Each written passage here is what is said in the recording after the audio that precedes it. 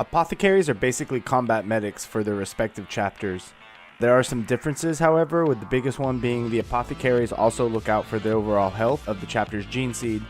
Think of gene seed as a cluster of nerves and genetic material that jumpstarts the whole becoming a space marine thing when surgically inserted into the subject. Upon the death of a space marine, if their gene seed is salvageable, an apothecary removes it so it can be used in creating a new space marine for the chapter later on. The color white, along with the prime helix insignia, are the symbols of most chapters' apothecaries. Only the bravest of Astartes are chosen for this honored duty, for each must look first and foremost to the health of his companions and consider his own life secondary. The main symbol of the apothecary, or what allows you to spot him easily on the battlefield, is a device he holds on one of his wrists called an arthesium.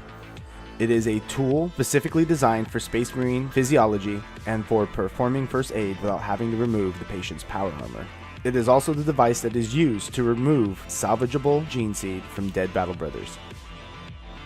Apothecaries in game will be able to create useful toxins designed to kill certain aliens once a day. They receive bonuses to tests pertaining to healing and health stabilization. They can also help their kill team, the Deathwatch term for a party of player characters, to shrug off a small amount of corruption. Assault Marines are all about that sweet CQC. Up close and personal is where these Space Marines are most comfortable, killing the foes of the Emperor face to face. They can even come equipped with a jump pack if the mission allows, giving them a faster way to get into kissing distance with their enemies. In-game, Assault Marines gain some extra movement points. They also gain a jump pack, which after a successful pilot test, adds even more range and even some extra damage to their charge. They also gain a talent that allows them to attack twice in melee. Devastator Marines are the guys with the big toys. These battle brothers are in charge of manning the bigger, heavier weapons, las cannons, heavy bolters, or multi-meltas as an example. In-game, Devastators get to use some of the more devastating, hence the name, weapons available to Space Marines of the Deathwatch. They also get to choose one of the two abilities when first becoming a Devastator. One allows you to gain a +10 to your ballistic skills if you're in cover when firing. The other allows you to do an extra point of damage to a horde, or if the weapon has a certain trait, an additional 1d5 points of damage. Librarians are basically the Warhammer 40,000 equivalent to wizards. They are psychers who can use raw power from the warp to create fire and lightning or boost agility or strength. They are usually recognized by their psychic hoods or by the colors they wear to mark them out as psychers, which is usually blue. Librarians are not trusted by many battle brothers, and their power comes from the same place demons do, and some battle brothers view librarians in the same light as those demons.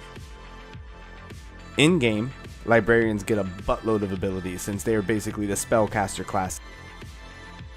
Tactical Marines are the most numerous of the Space Marines and are trained to fill the widest variety of roles.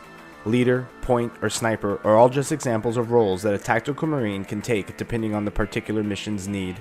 In-game, Tactical Marines gain a solo mode ability that boosts damage from bolter weapons, which are the most common type of Space Marine weaponry, as well as a bonus to one's ballistic skill when using a bolter weapon. They can also, after a command test, share the benefits of their chapter squad mode ability with the members of their kill team as if they were part of his chapter. Finally, we have the Tech Marine. Tech Marines are battle brothers trained not just in the art of war, but also in the ways of the Omnissiah, the machine god. When battle brothers are found to have a knack for tech, they are sent to an Adeptus Mechanicus forge world and given training. The Adeptus Mechanicus do not share all their secrets with the Tech Marine aspirant. After all, they are Space Marines and not real members of the machine cult. In-game, they can deal with lots of different problems that might come up due to lost or ancient technology. They also get a servo arm, a third mechanical arm coming off the back of the Tech Marine and making certain tasks easier for the Tech Marine to do. They can also bolster makeshift cover in a fight, increasing the points of the cover by their intelligence modifier. And that is going to be it for my video on Deathwatch Advances, which is basically classes, or at least the ones that I'm going to be allowing in our campaign. I hope this video also helped you come to the conclusion on what you wanted to be, and I can't wait to get this adventure started.